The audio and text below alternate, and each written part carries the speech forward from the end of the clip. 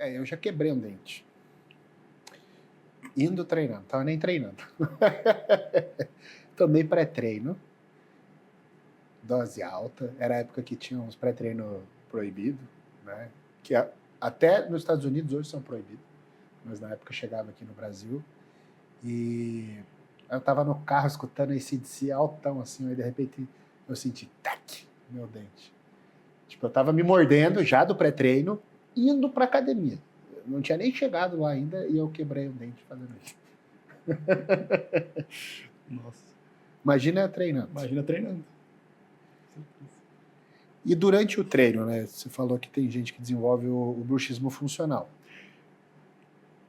Pode ser uma compensação da força, você falou muito de estresse, mas a gente agora aplicando esse conceito para outras funções, vamos dizer. Um contador, um advogado, alguém que está no escritório. Também pode ocorrer esse bruxismo durante outra função que não seja o treino? Sim, com certeza. O bruxismo diurno, ele não necessariamente é devido ao estresse, tá? Do estresse...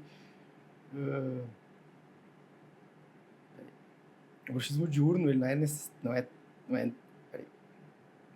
Tranquilo. Gaguejei. Tá vendo bem?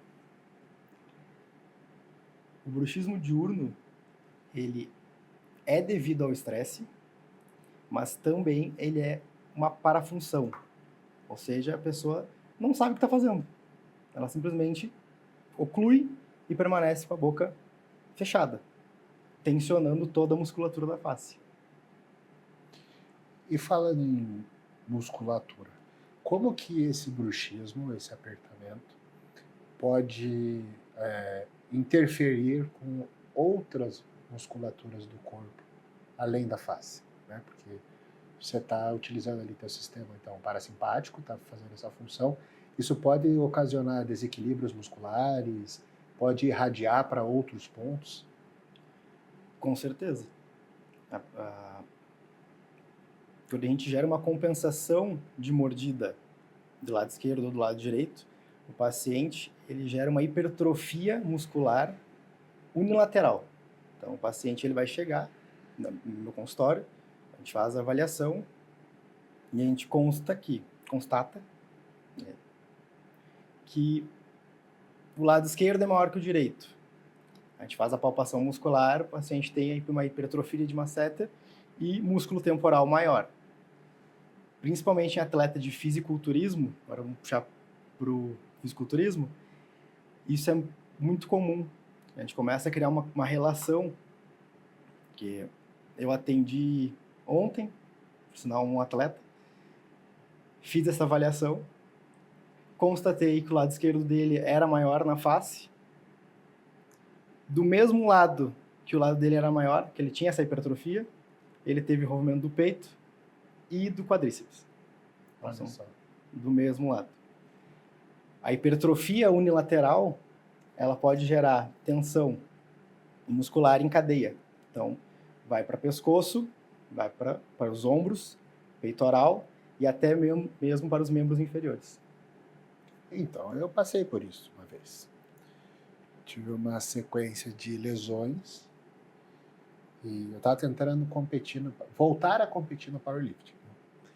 E aí eu estava chegando perto da marca de 300 quilos, tanto no agacho quanto no terra. Nossa. Estava em 280 e pouco. Eu queria muito chegar no 300. E daí eu estava forçando no treino. E aí eu tive uma lesão primeiro no glúteo, do lado direito. Aí fiquei 3 meses sem treinar. Aí voltei a treinar, lesionei o posterior do outro lado. Porque você fica com medo, e aí você começa a agachar de um lado só, sabe? Aí rompi o lado esquerdo. Aí fiquei 3 meses parado. Aí voltei e rompi o posterior do lado direito. Que daí eu tava com medo do esquerdo. E aí eu fui perguntar pro meu treinador, na época, que é o Ziad. Aí eu falei, Ziad, cara, tô me lesionando muito. Ele falou, vai no dentista. Eu falei, o que tem a ver dentista com lesão muscular dele? Vai e depois vai me agradecer. E aí, na época, foi justamente isso, né? Até você me ajudou com moldeira e tal, e até eu queria que você explicasse para as pessoas, quando você constata, por exemplo, no nosso amigo que você atendeu ontem, um desequilíbrio desse, qual é o tratamento para você tentar igualar, deixar simétrico, tá? Não só a face, mas o resto do corpo, a parte muscular? A gente usa dispositivos que são placas oclusais, que acabam compensando a mordida de um lado para o outro, fazendo o equilíbrio da mordida do paciente. E Então, assim a uma gente placa, acaba... né? Exato. Assim a gente acaba prevenindo que o paciente crie essa hipertrofia unilateral e, ao mesmo tempo, a gente previne que o paciente diminua as chances de ele ter rompimentos nos músculos em todo o corpo. E, primeiro, como é que você consegue diferenciar pelo paciente se é noturno ou se é diurno o bruxismo dele? A gente faz uma avaliação, a gente faz uma série de perguntas para esse paciente. A principal é: você acorda com a sua musculatura tensionada ou cansada logo no café da manhã? O paciente fala sim, é noturno. Uhum. E o diurno, ele é o mais difícil de a gente conseguir diagnosticar. Que a pessoa não está prestando atenção. Exatamente. A pessoa ela faz durante o dia, mas ela não sabe diferenciar se ela só está com a boca fechada ou se ela realmente está rangindo os dentes. Então a gente faz algumas avaliações específicas nesse paciente. Aí tem escaneamentos 3D, a gente coloca a mordida do paciente no computador, faz uma análise, analisa a bifração dentária, que são desgastes específicos, erosão, algum tipo de fratura ou trinca no esmalte dentário, e o desgaste. E aí eu vou ter que usar uma moldeira, por exemplo. Essa moldeira, ela vai ser só de noite? Vai ser de dia? Existem durezas diferentes para moldeiras de horários diferentes? Como é que funciona isso?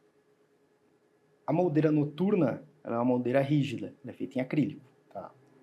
Ela vai estabilizar a mandíbula para que tu não faça mais força, que tu não tensione mais a musculatura da face.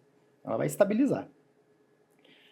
Já as moldeiras para treino e moldeiras para uso diário, elas são um pouquinho diferentes. A gente tenta dar para o paciente um pouco de conforto. Então a gente acaba utilizando, em alguns casos, a moldeira que ela é mais maleável, ela tem um aspecto mais borracha, ou até uma moldeira mais rígida, mas não como a de bruxismo noturno. Tá. É uma mais fininha. É, porque eu imagino questão de conforto, né? Exato. Se a pessoa for usar o dia todo um negócio rígido ali... Rígido não tem como. Não já vai usar, haveria não vai o usar. tratamento, né? Não vai usar. Isso é verdade.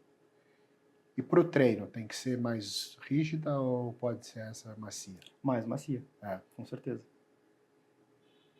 É uma coisa parecida assim com de lutador? É parecido. É parecido? Porque às vezes a gente vê um pessoal postando vídeo na internet com aquelas mordedoras assim, né? Sim. Será que Essas é? de treino, de treino ela é tipo a de lutador. Tá. Só que ela tem uma abertura maior na região dos dentes anteriores para passagem de ar. Mais facilitada. Tá. A de lutador ela é mais fechada.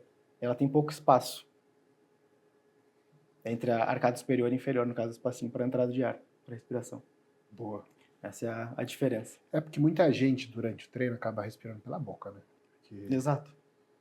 aí você fica asfixiado, Com certeza. vai arrancar o Aí negócio. tu pega um atleta lá, ele vai fazer um agachamento com 200 quilos, vai conseguir respirar só pelo nariz? E como que a mordida errada pode acabar interferindo na biomecânica dos exercícios? Existe alguma relação? Sim, porque quando a gente tem a mordida errada, o core, que é o centro de força do nosso corpo, ele fica desbalanceado como um todo. Então, se a gente acaba criando uma hipertrofia mais do lado esquerdo que do lado direito, ou vice-versa, nos exercícios a gente acaba tendo um rendimento comprometido. A gente vai conseguir executar, mas não com toda aquela qualidade e performance que é exigida. E aí você acaba fazendo compensações, né? Exato. Tu acaba forçando mais uma perna do que a outra. É, por isso até que Tem muito treinador que fala assim, ó, pelo menos um exercício do treino tem que ser unilateral.